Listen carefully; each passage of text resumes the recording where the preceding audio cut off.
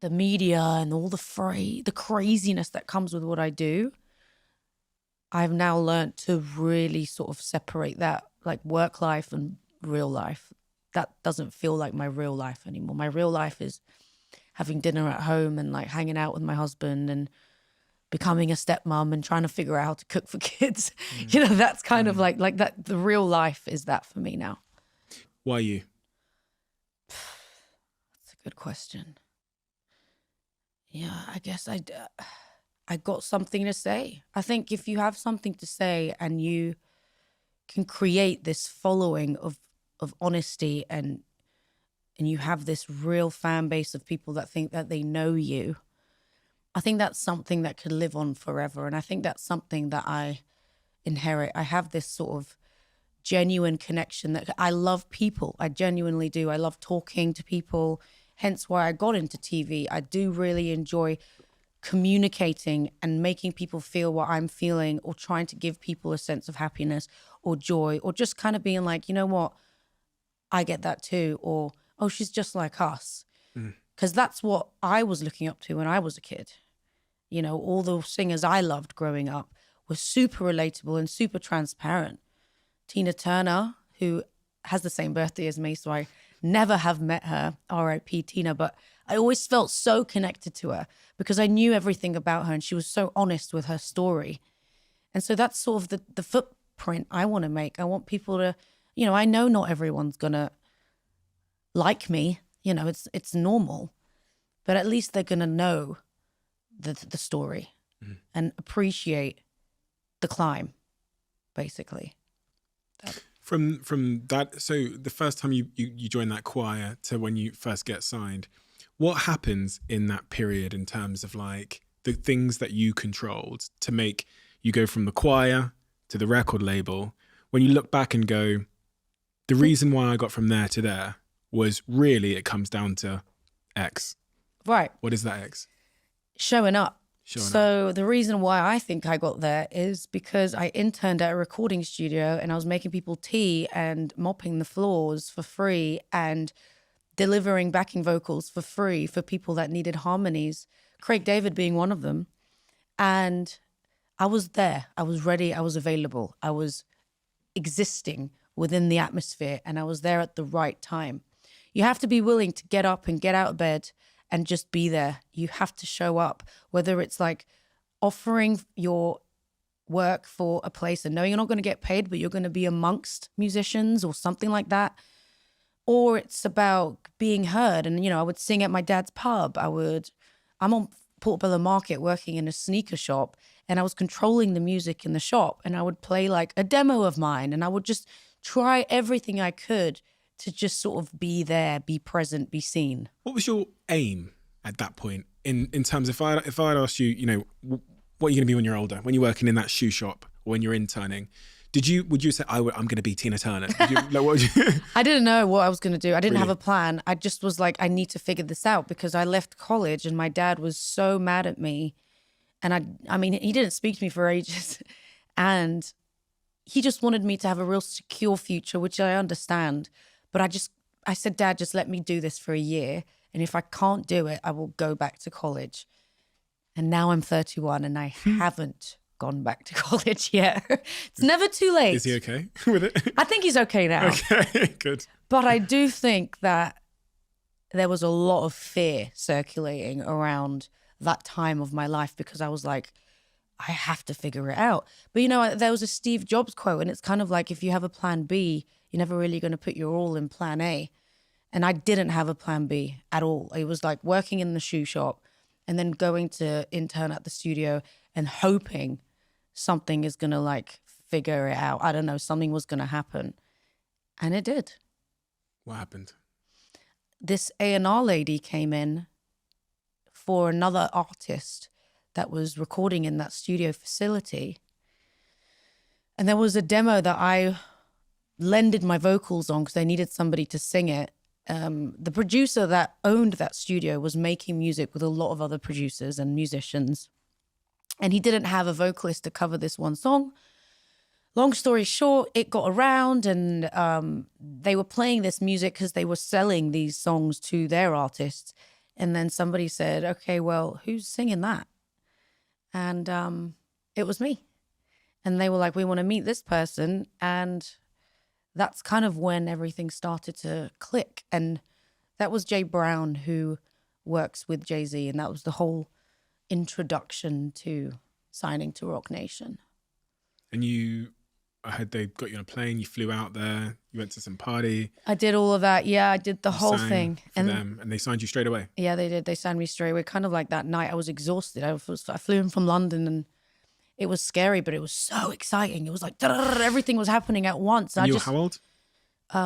Just turned 18. Wow. Yeah. And then I moved to Brooklyn. I went from sharing a room with my sister to having my own apartment in Brooklyn. I hear the 18-year-old that moved to Brooklyn, that seemed to be a person who was very much just listening to the external world's impression of how she should be feeling. Mm-hmm. You should be happy now. Mm-hmm. And then it seems through your story that there was kind of there's been a pivot helped via therapy where you're getting better at understanding how you truly feel in situations. Yeah, but it's still a struggle. I've felt like, like anyone, when you feel overwhelmed with something, it's like your whole world is falling apart, It wasn't just work, it was everything, like my love life, my friendship with my friends, and I wasn't paying attention to, the ones that really loved me for me. When was this? Well, just sort of in my 20s. Right. After my first album, everything shot to number one. My life just changed overnight. It was like, okay, let's go. And so, I was just doing that. I was living my dream. I was, going out with my band and, I was just not really checking in with my closest friends and my families. And I lost touch a little bit. I was on a roller coaster ride. And then I kind of brought that back, I did in my second album, and now my third album, this time round, I'm in a completely different sort of headspace. How did you know you'd lost yourself? Because we typically find out after because of some kind of symptoms. In the moment, we don't know, but what was the symptoms that you'd lost yourself? Well, the search of being wanted and being loved by, boyfriends and things like that. What do you mean? It was just sort of like my 20s felt like I was kind of alone. And so, I was looking for things in the wrong places, with love. And sometimes it wouldn't be good for me and people would tell me and I wouldn't listen. I was eating really bad. I was drinking, and my dad was so on board with, helping me. And, I grew up in a pub. So it was like there was always drinks going on and, parties, and I was jumping on the bar and singing songs. And so alcohol was just like a real normal thing in my family. And it was fun. It was just a fun time for me in my 20s. But then when I would wake up, it'd be like silent and it wouldn't feel nice. So yeah, that's what I mean about my messy 20s. It was just a journey. It was like what anyone will go through though. I've learned to understand that not everyone figures it out in their 20s.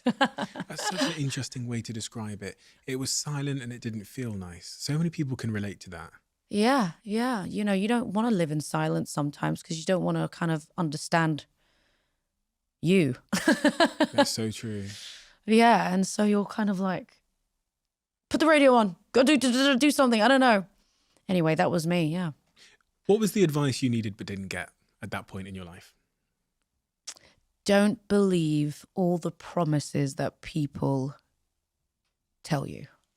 Interesting. What should we do instead? Other than believing the promises, we should... I think other than believing in the promises, you should work on what your craft is to make sure that you can stand alone and not need anybody else to help you stand up. That might not mean a straight away number one record, but at least you have your DNA, and that for me is timeless, and it can really help you in the longevity of a career. Having a quick one hit obviously is great, but then what, And so that's what I've learned. It's like not everything is gonna go and then you're like, I'm good forever, because it doesn't work like that. I wanted people to love me as a person. and really sort of back me up because they liked me. And then came the music, and then came the TVs and whatever else that we're doing. But it was just important for people to really feel like they know me. Why? Because I felt like if everything goes bad, at least people will love me as a human, which is a real kind of, I would say, is it an insecurity? Maybe. It is a bit of an insecurity sort of factor of wanting to feel wanted. But with music and with entertainment, your job is to really be present for these people and really show up for these people and everyone that's watching, and to take them out of their misery. And so sometimes it's not about your misery or about what you're going through. And you've got to really just be selfless. Have you always had that in you, that desire to be kind of wanted? If you go back to, the first 18 years of your life, have you always had that desire to just be wanted and to be accepted? A little bit. Why are you smiling? Because I remember it was more about like, I don't know, I guess growing up, me and my girlfriends, we were like, we were really sort of like flamboyant, with our like looks, and we would wear makeup and we would wear all these crazy clothes. And yeah, we did get attention for it. And sometimes it was the wrong sort of attention, but we were just sort of kids figuring it out. Mm-hmm. But that's why I'm laughing, because we were so not knowing. Now thinking back, it was like, we had no idea what we were doing. But that was my first feeling of like, oh, people are liking what I'm looking like, or they like what I'm wearing, or, oh, that feels kind of good, And then I got into the public eye and I was sort of like, yeah, it's so intense. It's not as controlled as it was when I was walking up and down Portobello Market. Because you talk about that moment of maybe you would have whispered in Rita's ear and told her to like focus on her craft and what she can own so she's not reliant on other people. But when you're 18, yeah, and I suspect from where you come from, you just want to kind of please people and you want to just, any opportunity is a fucking better than Portobello Road shoe shop. Yeah, I was a naive young dreamer, and that's exactly what you should be at that age. I mean, you're not supposed to be anything else. All you want is to just win, and you want to do well, and you want to impress. And I was backed up by some real big people, Jay-Z and these huge artists that are timeless and fantastic. And I wanted to be as good as them. And so when I was 18, I was like, I would do anything to kind of be at that level. And everything that was given to me, I was sort of like, let's do it. Let's go. Sure. Because they must be right and I must be wrong because they're huge superstars and I'm not. So there was that as well that was going on. So interesting. Because I think even if people aren't in the music industry, they can relate to this in their everyday jobs, which is sometimes we think we cannot question authority in any regard. And we cannot question if someone's successful and they have a path for us, we should just do what they say and follow that path. But they're not always right. Even the big guns, like it's about your story. It's, you have your own script that's about to be written out for you. And I think now I'm at this point where I wish I knew that, because I can really dictate that now, which is really cool. But I think that comes with age. I mean, what are you going to do? You're young. You're not supposed to know all those things. You've just got to hope for the best. And learn from your mistakes, right? Yeah. I mean, I'm not perfect. Everybody knows that. I think I've been a very transparent public figure, and I've never sort of denied, or I've always been super honest with my fans, and I will continue to do that and sometimes make mistakes along the way. What failure have you accepted? Like certain things maybe not positioning chart-wise as well, or making decisions that may have not been right, mistakes being made, or... How are you as an individual with dealing with those moments, like honestly? Like when those things happen, if I'm a fly on the wall... Yeah, regret is horrible. I know a lot of people can relate to that, but it feels, you know, I feel broken. Like it makes me feel like everything I've done is about to disappear. Again, back to that fear of sort of losing everything. And, you know, when the world is also looking at you, I don't know, you just break down. You just get so fearful. And, you know, all I was thinking about was like my mom and dad, because they've worked so hard to get me to this point. And, you know, it's not just about me, you know, on my boat that I'm keeping afloat, you know, I've got my whole family. And so, you know, you can't help but always blame yourself for everything. And the only way forward is to, again, you just have to just keep going. But at the time, you know, you get dragged through hell. It's a lot, Rita. A lot of responsibility. It feels like a weight that you've been carrying for a long, long time. Yeah, because I've always just been myself. I've always just tried to be really genuine, and I've never changed for like who I am. And that's probably why I do make these sort of, you know, I don't always get it right. Like who does? Do you know what I mean? But it makes, I feel more human. How about that? You know, I'm just a human, you know, at the end of the day. So you've been taking care of your family since much younger than anyone should really be, you know, taking care of their families, from what I read, looking after them, paying for your parents' house and stuff like that. Yeah.